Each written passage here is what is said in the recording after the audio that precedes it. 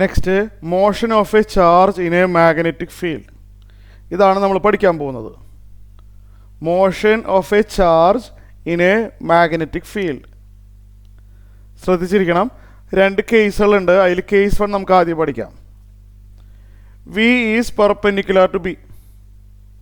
Magnetic ഫീൽഡിന് perpendicular ആയിട്ടാണ് charge move ചെയ്യുന്നത്. സപ്പോസ് എന്താണെന്ന് ഞാൻ പറഞ്ഞുതരാം, ശ്രദ്ധിച്ചിരിക്കണം. Suppose magnetic field suppose into the സ്ക്രീനാണ്. ഇപ്പം ഞാൻ ഈ എഴുതിക്കൊണ്ടിരിക്കുന്ന സ്ക്രീനില്ലേ, അതിന് പെർപെൻഡിക്കുലർ ആണ് ഇൻറ്റു ദ സ്ക്രീൻ. ഈ സ്ക്രീനിൻ്റെ ഉള്ളിലോട്ടാണ് മാഗ്നറ്റിക് ഫീൽഡിൻ്റെ ഡയറക്ഷൻ വിചാരിക്കുക. നമ്മൾ അതിന് വേണ്ടി റെപ്രസെൻ്റ് ചെയ്യാനായിട്ട് ക്രോസ് ആണ് ഉപയോഗിക്കുന്നത്. അപ്പോൾ ശ്രദ്ധിക്കുന്നുണ്ടല്ലോ അല്ലേ? അപ്പോൾ മാഗ്നറ്റിക് ഫീൽഡ് ഇൻറ്റു ദ സ്ക്രീനാണ് കേട്ടോ. ഇതിനകത്തൊരു ചാർജ് ഉണ്ട്, അത് മൂവ് ചെയ്യാണ്. ഒരു ചാർജ് ഉണ്ട്, ക്യൂ ആണ് ചാർജ്. അതിങ്ങനെ മൂവ് ചെയ്യാണ്. വി എന്ന് പറഞ്ഞൊരു വെലോസിറ്റിയിൽ മൂവ് ചെയ്യാണ്. ഓക്കെയോ? വി എന്ന് പറഞ്ഞ വെലോസിറ്റി മൂവ് ചെയ്യുക. ഇനീഷ്യലി ഇത് റെസ്റ്റിലിരിക്കുകയായിരുന്നു കേട്ടോ. സപ്പോസ് ഈ ക്യൂ എന്ന് പറഞ്ഞ ചാർജ് ഇവിടെ ആയിട്ട് മാർക്ക് ചെയ്തേക്കട്ടെ. ഇനീഷ്യലി ഈ ക്യൂ എന്ന് പറഞ്ഞ ചാർജ് റെസ്റ്റിലായിരുന്നു. അപ്പോൾ അതിൽ യാതൊരുവിധ ഫോഴ്സും ഇല്ലയെന്ന് നമുക്കറിയാം. കുറച്ച് കഴിഞ്ഞപ്പോൾ ഞാനിതിന് കുറച്ച് സ്പീഡ് കൊടുത്തു. ഇത് മൂവ് ചെയ്യാണ്. വി എന്ന് പറഞ്ഞാൽ വെലോസിറ്റിയിൽ മൂവ് ചെയ്യുകയാണെന്ന് വിചാരിക്കുക. ഉടനെ എന്തുണ്ടാവും? ഒരു മാഗ്നറ്റിക് ഫോഴ്സ് ഇതിൽ ആക്ട് ചെയ്യും. അതെവിടെ നിന്ന് വന്നു മാഗ്നറ്റിക് ഫോഴ്സ്? നമ്മളത് പഠിച്ചിട്ടുണ്ടല്ലോ. Force on a moving charge കാണാനുള്ള ഫോർമുല വെക്റ്റർ ഫോർമുല എഴുതുമ്പോൾ Q into V cross B. Q into V cross B ആണ് അല്ലേ? ശരിയല്ലേ? മാഗ്നിറ്റ്യൂഡായിട്ട് എഴുതുകയാണെന്നുണ്ടെങ്കിൽ Q V B sine theta. Q V B sine തീറ്റയാണ് മാഗ്നിറ്റ്യൂഡിൽ പറയുമ്പോൾ. ഓക്കെ, അപ്പോൾ ഈ ഒരു ചാർജ് മൂവ് ചെയ്യുമ്പോൾ അതിലൊരു ഫോഴ്സ് ഉണ്ട്. Q into V cross B എന്ന് പറയുമ്പോൾ വിക്കും ബിക്കും ഒരേ സമയം പെർപെൻഡിക്കുലർ ആണ്. Magnetic force will be perpendicular to both V and B. പഠിച്ചിട്ടുണ്ട്. അപ്പോൾ ഏത് ഡയറക്ഷൻ ആയിരിക്കും എന്ന് പറയാൻ പറ്റുമോ? വിക്കും പെർപെൻഡിക്കുലർ, ബിക്കും പെർപെൻഡിക്കുലർ. ഞാനൊരു ഡയറക്ഷൻ കാണിച്ചു തരാം. ശരിക്കും ഡയറക്ഷൻ നമുക്ക് ക്രോസ് പ്രൊഡക്റ്റ് എടുത്തിട്ടാണ്, പക്ഷെ നമുക്കത് പറഞ്ഞ സമയം കളയണില്ല. ഇങ്ങനൊരു ഫോഴ്സ് വരും, അപ്വേർഡ് ഫോഴ്സ് വരും. ഈ ഡയറക്ഷൻ നോക്കി, ഈ ഫോഴ്സിൻ്റെ ഡയറക്ഷൻ വിക്ക് പെർപെൻഡിക്കുലർ അല്ലേ ഇത്? അതെ, മാഗ്നറ്റിക് ഫീൽഡിലും പെർപെൻഡിക്കുലറാണ് ഈ ഫോഴ്സ്. മാഗ്നറ്റിക് ഫീൽഡ് സ്ക്രീനിൻ്റെ ഉള്ളിലോട്ടാണ്, അതിനും പെർപെൻഡിക്കുലർ തന്നെയാണിത്. അപ്പോൾ ഇതാണ് ഫോഴ്സ്. അപ്പോൾ ഇത് കാരണം നേരെ പോവേണ്ട ആൾ സ്വല്പം ബെൻഡ് ചെയ്യും. ഒന്ന് ഇമാജിൻ ചെയ്ത് നോക്കി അല്ലേ? ഇങ്ങനെ പോവേണ്ട ആൾ ഇങ്ങനെ മൂവ് ചെയ്ത ആ നിമിഷം തന്നെ ഒരു അപ്വേർഡായിട്ടുള്ള ഒരു മാഗ്നറ്റിക് ഫോഴ്സ് അതിൽ ആക്ട് ചെയ്യും. അത് ആക്ട് ചെയ്യുമ്പോൾ നേരെ പോകുന്നതിന് സ്വല്പം ഒന്ന് ബെൻഡ് ചെയ്യും അല്ലേ? ഈ ഫോഴ്സ് ഇങ്ങനെ മുകളിലോട്ട് ആക്ട് ചെയ്യുമ്പോൾ നേരെ പോകുന്നതിന് വരെ സ്വല്പം ചെറുതായിട്ടൊന്ന് ബെൻഡ് ചെയ്യും അല്ലേ? അപ്പോൾ ബെൻഡ് ചെയ്ത് ഇങ്ങനെയായി എന്ന് വിചാരിക്കുക. സപ്പോസ് ഇങ്ങനെയായി. അപ്പോൾ ഇതാണ് ഇപ്പോഴത്തെ പുതിയ വി.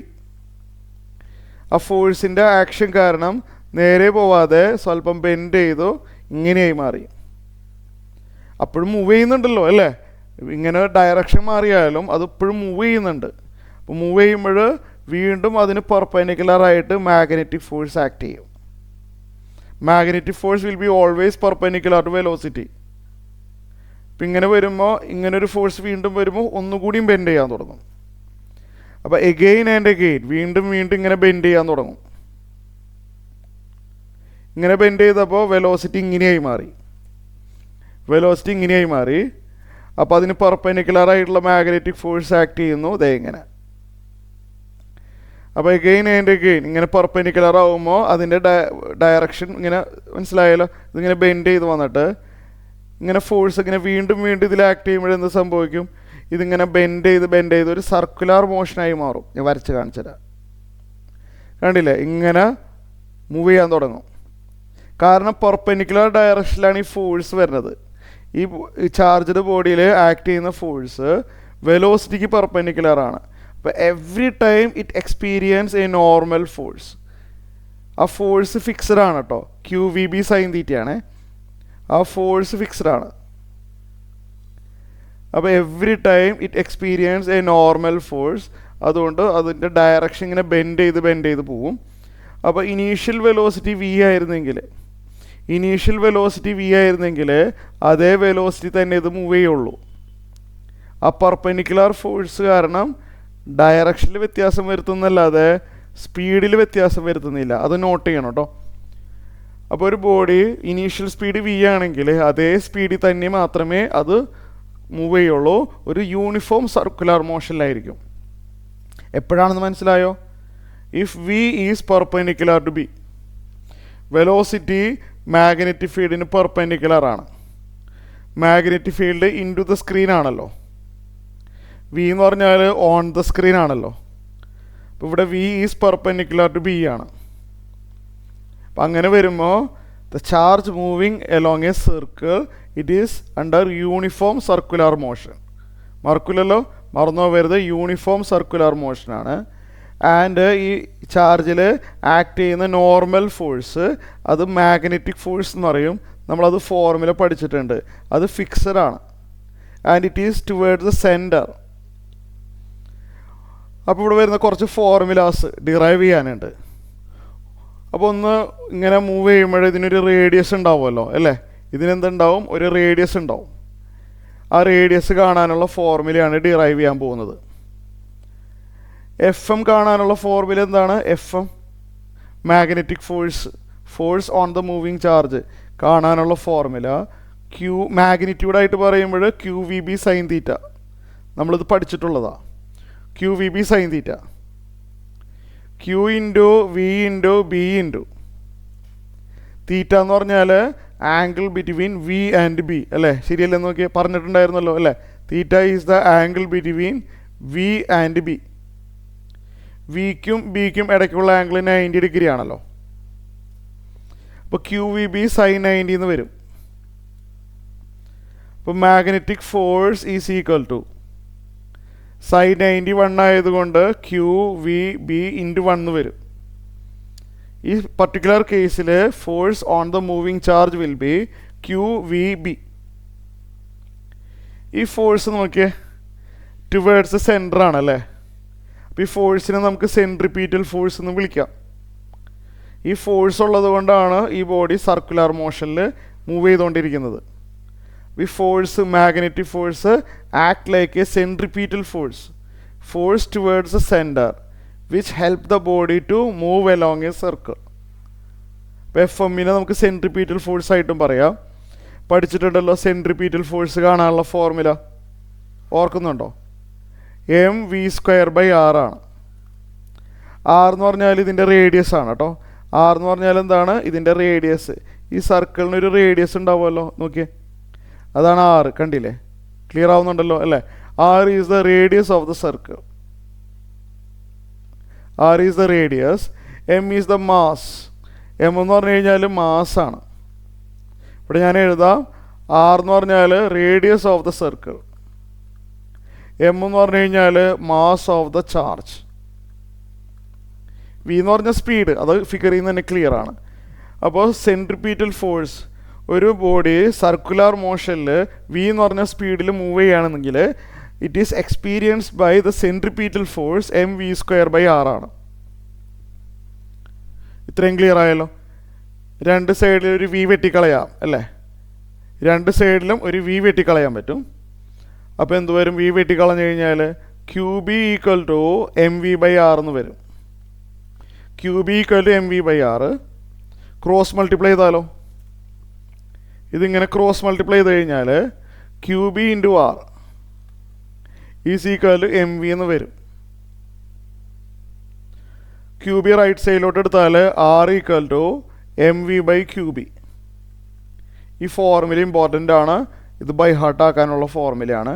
ഡെറിവേഷനായിട്ട് ചോദിക്കാം, ന്യൂമറിക്കൽ പ്രോബ്ലം ആയിട്ട് ചോദിക്കാം.